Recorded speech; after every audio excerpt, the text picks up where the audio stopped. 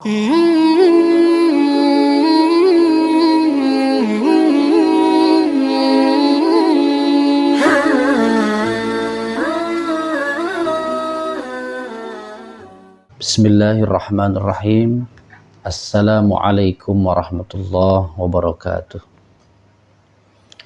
Alhamdulillah, assalatu wassalamu ala rasulillah wa ala alihi wa sahbihi wa mawala, wa la hawla wa la quwwata illa billah. Asyhadu an la ilaha illallah wa asyhadu anna muhammadar rasulullah. Allahumma salli ala Muhammad wa ala alihi wa sahbihi ajma'in, amma ba'd. Pemirsa yang dimuliakan Allah Subhanahu wa taala, alhamdulillah, bersyukur pagi ini kita bisa berjumpa kembali dengan saya di channel Lalan Aryansyah.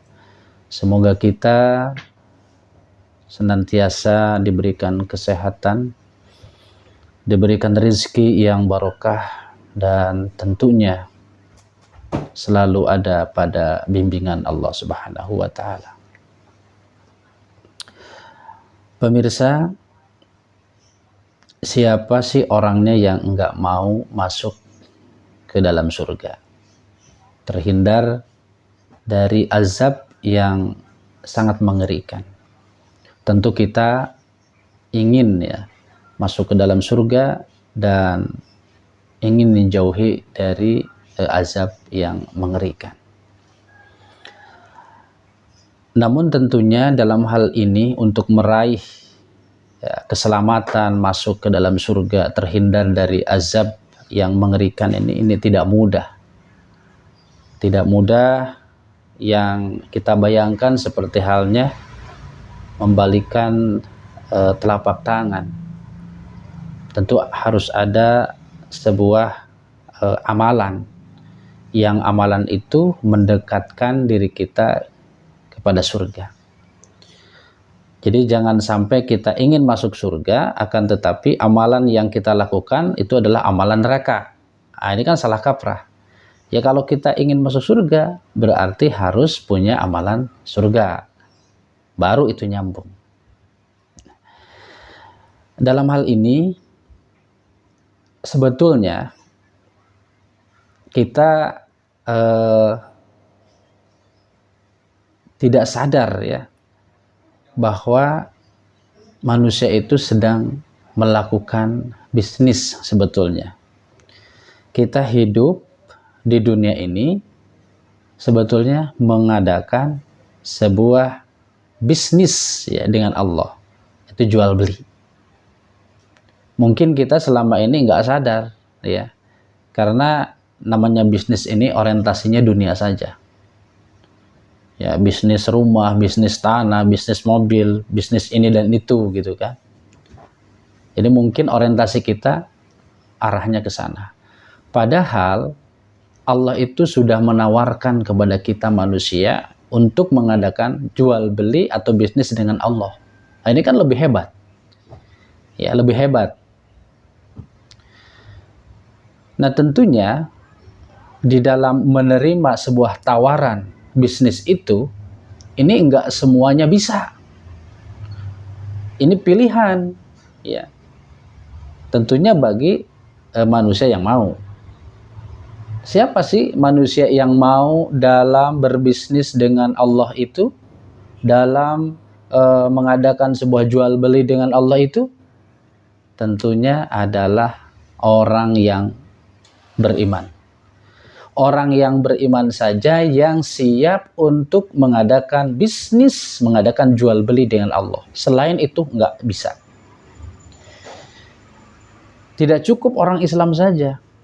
Orang Islam banyak, Bahkan kalau di dunia gitu tuh, jangankan di Indonesia, di dunia saja ternyata Islam itu mayoritas. Nah, ketika ditanya agama Anda apa? Agama saya Islam. Tapi persoalannya adalah sesuaikah dengan keislamannya? Nah, ini yang menjadi persoalan. Nah, kembali ternyata yang bisa melakukan bisnis dengan Allah itu hanya orang yang beriman. Kita tahu bahwa orang yang beriman itu pandangan dan sikap hidupnya itu hanya mengikuti ajaran Allah, mengikuti konsep Allah. Nah, itu orang beriman. Jadi pantas ketika Allah menawarkan sebuah bisnis, orang beriman itu siap. Ini berdasarkan di surat As-Saff ya, ayat yang ke-10 dan ayat yang ke-11 ya, teman-teman bisa buka ya di mushaf Al-Qur'an. Surat As-Saff ayat 10 dan ayat 11. Inilah ayat ya, yang menjelaskan tentang bisnis ya, tentang bisnis, kemudian syarat-syarat untuk menginginkan sebuah tujuan ataupun apa yang kita inginkan dalam bisnis itu. Nah, di sini ada ya. Maka pada kesempatan pagi ini saya akan menjelaskan ya dua ayat ini yang berkaitan dengan bisnis ya kita orang yang beriman dengan Allah. Coba kita simak ya. Saya akan bacakan. A'udzubillahi minasyaitonirrajim. Ya ayyuhalladzina amanu hal adullukum ala tijaratin tunjikum min azabin alim. Ini ayat yang ke-10-nya. Allah menyeru kepada orang yang beriman. Wahai orang yang beriman, wahai orang yang berpandangan dan bersikap hidup. Nah, jadi Allah menyampaikan ya sebuah tawaran ini kepada siapa? Kepada orang yang beriman. Sekali lagi yang saya katakan, kenapa Allah menginformasikan, memberikan tawarannya kepada orang beriman? Karena hanya orang berimanlah yang sanggup untuk menerima tawaran ini. Itu maksudnya. Apa kata Allah? Mau tidak aku tunjukkan sebuah tijarah. Tijarah itu apa? Itu jual beli, bisnis. Dan itu akan menyelamatkan kalian dari azab yang pedih, dari azab yang mengerikan. Nah, ini ayat yang ke-10-nya. Tentunya dalam menghindari agar kita ini terhindar dari azab Allah, itu harus ada persyaratannya. Dituntut sebuah persyaratan dari Allah. Apa persyaratannya? Maka dilanjutkan di ayat yang ke-11-nya. Apa kata Allah? Tu'minuna billah wa rasulih. Jadi syarat yang pertama itu, hendaklah kalian beriman kepada Allah dan Rasulnya. Kemudian apa wujudnya? Ketika kita menyatakan beriman kepada Allah, beriman kepada Rasul, maka ketika kita menyatakan beriman kepada Allah, itu wujudnya adalah siap menerima konsep Quran. Di mana Quran kita tahu ini adalah kalamullah, ini adalah kebijakan Allah, ini adalah hukum dan aturan Allah. Maka ketika kita menyatakan saya telah beriman kepada Allah, maka harus dibuktikan dengan amalan-amalan yang tidak bertolak belakang dengan Al-Quran. Jadi bukan hanya ucapan saja, harus ada aplikasinya, penerapan sesuai enggak dengan Al-Quran. Itulah yang dimaksud dengan beriman kepada Allah. Terus kalau beriman kepada Rasul gimana wujudnya? Ketika kita menyatakan saya telah beriman kepada Rasul, maka wujud konkretnya adalah kita berittiba kepada Rasul. Artinya mengikuti apa saja yang sudah dicontohkan oleh Rasul, mengikuti sunnah-sunnahnya. Jadi jangan sampai kita ini dalam beribadah, dalam beramal, itu mengikuti cara-cara yang lain, ya, mengikuti contoh-contoh yang lain. Tidak akan pernah diterima kalau seandainya kita beramal, beribadah, mengikuti cara yang lain. Itu nggak bakalan diterima. Karena cara yang sudah dibenarkan oleh Allah itu adalah cara mengikuti sesuai dengan apa yang sudah dicontohkan oleh Rasul. Itu yang benar. Itu yang dimaksud dengan beriman kepada Rasul. Jangan beriman kepada Rasul, cinta kepada Rasul, gitu kan. Tapi ternyata Rasul sendiri nggak mau diikuti, nggak mau ngikutin sunnahnya. Ini salah kaprah. Ya. Malah yang kita ikutin itu cara-cara atau budaya-budaya atau syariat-syariat di luar dari Rasulullah. Ya, budaya-budaya Barat, gitu kan, budaya jahiliyah. Nah, itu kan sudah jauh. Ya. Bukan dari contoh dari Rasul, bukan. Itu. Jadi persyaratannya adalah yang pertama, kalau kita ingin terhindar dari azab yang pedih, ya, ingin masuk ke dalam surga, maka beriman kepada Allah dan beriman kepada Rasul itu adalah merupakan syarat kita untuk mencapai sebuah keselamatan. Cara kita untuk mencapai terhindarnya dari azab Allah, dan tentunya keinginan kita masuk ke dalam surga. Itu yang pertama syaratnya. Kemudian yang kedua, syarat yang kedua adalah